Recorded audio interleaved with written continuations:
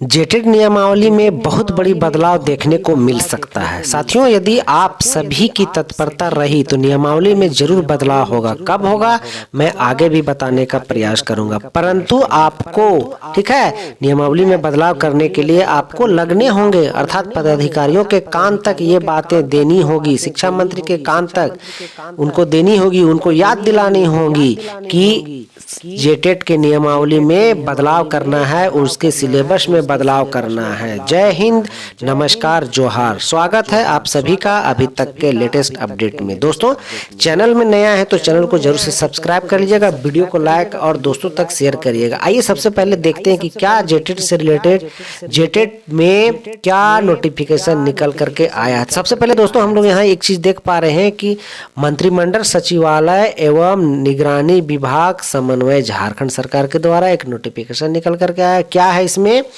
कि मंत्री यहाँ देख पा रहे हैं कि सेवा में मुख्यमंत्री एवं अन्य मंत्रीगण, राज्यपाल के अपर सचिव झारखंड रांची, विकास आयुक्त झारखंड रांची, सचिव वित्त विभाग झारखंड रांची। क्या है, मंत्री परिषद की बैठक रांची में मंगलवार दिनांक 7 जनवरी 2025 को अपराह्न 4 बजे से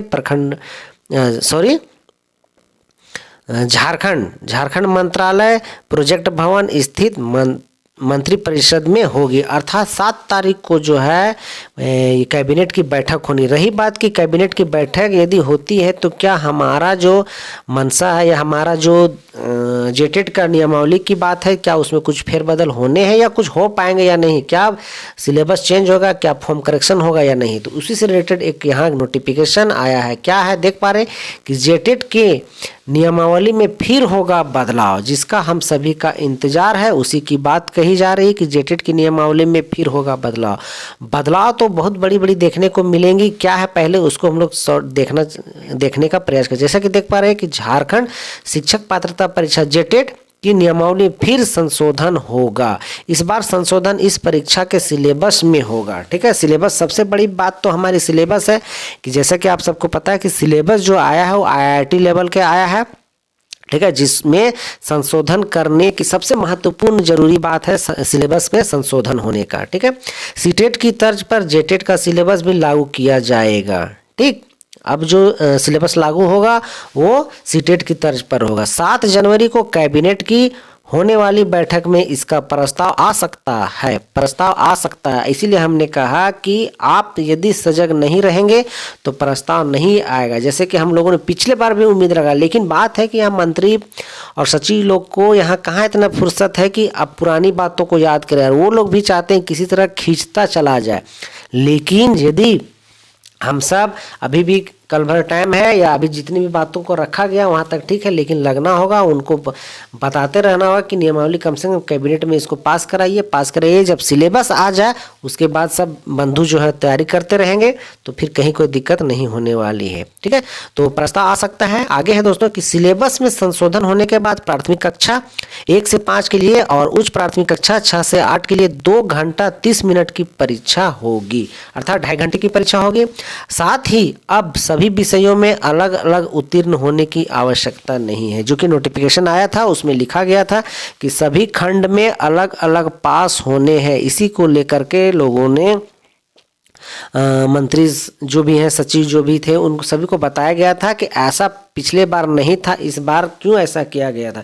पिछले बार यही था कि ऑल ओवर आपको इतने % लाने थे। उसी चीज को फिर से लागू करने की बात कही जा रही है। ठीक है, आगे देख रहे हैं दोस्तों कि नहीं होगी। ओवरऑल कट ऑफ के आधार पर अभ्यर्थी उत्तीर्ण घोषित किए जाएंगे, जो पहले से होते आया है। जो भी टेट हुए हैं उसमें यही चीज होते आया है कि ओवरऑल आपको पास करने थे।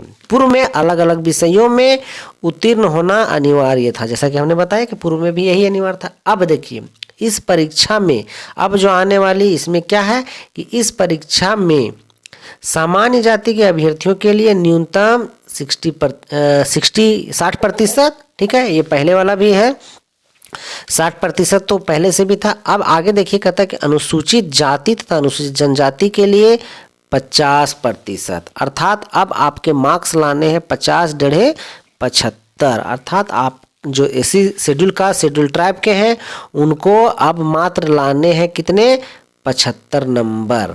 ठीक है। और आगे जो है अत्यंत पिछड़ा वर्ग तथा पिछड़ा वर्ग, आर्थिक रूप से कमजोर वर्ग के लिए 55% लाना।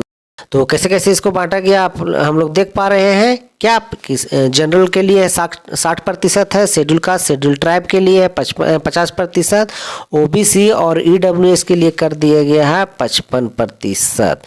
अंक लाना अनिवार्य होगा, अर्थात उसका जो है वो अब आपको 3 भाग में बांट दिया गया है। ठीक है। कक्षा 1 से 5वीं की जेटेट परीक्षा में 12वीं तथा कक्षा 6 to 8 की परीक्षा में स्नातक स्तर के प्रश्न पूछे जाएंगे। ये तो सबको हम सभी को क्लियर है कि जो ये आने वाले ये जो 1 to 5 के लिए है +2 है और 6 to 8 के लिए ग्रेजुएशन, लेकिन जो सिलेबस आया था वो क्या था, IIT लेवल के था, तो उसी को चेंज करने की बात कही जा रही है। तो ये अभी तक का जो लेटेस्ट अपडेट आया वही है।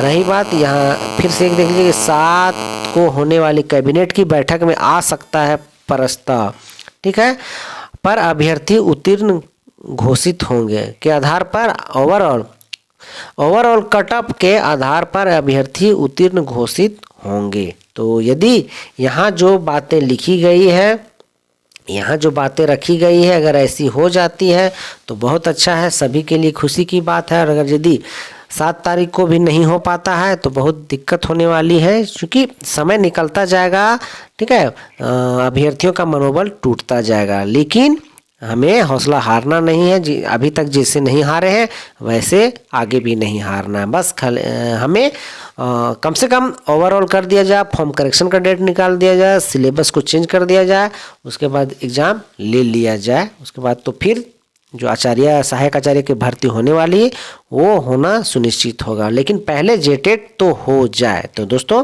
आप इस चीज़ को एक बार ज़रूर से देख लीजिएगा, है ना, आप अपने माइंड में ज़रूर बैठा लीजिएगा कि जो शेड्यूल कास्ट शेड्यूल ट्राइब है उनको 50% ओवरऑल किया जा रहा है, ओबीसी और ईडब्ल्यूएस के लिए 55% किया जा रहा है ओवरऑल, और जनरल के लिए 60% जो पहले से ही था। ठीक है। तो दोस्तों वीडियो में बने रहने के लिए आपका बहुत बहुत शुक्रिया, और भी इस तरह का वीडियो पाने के लिए हमारे चैनल को जरूर से सब्सक्राइब कर लीजिएगा। तो अभी तक के लिए इतना ही। थैंक यू, धन्यवाद।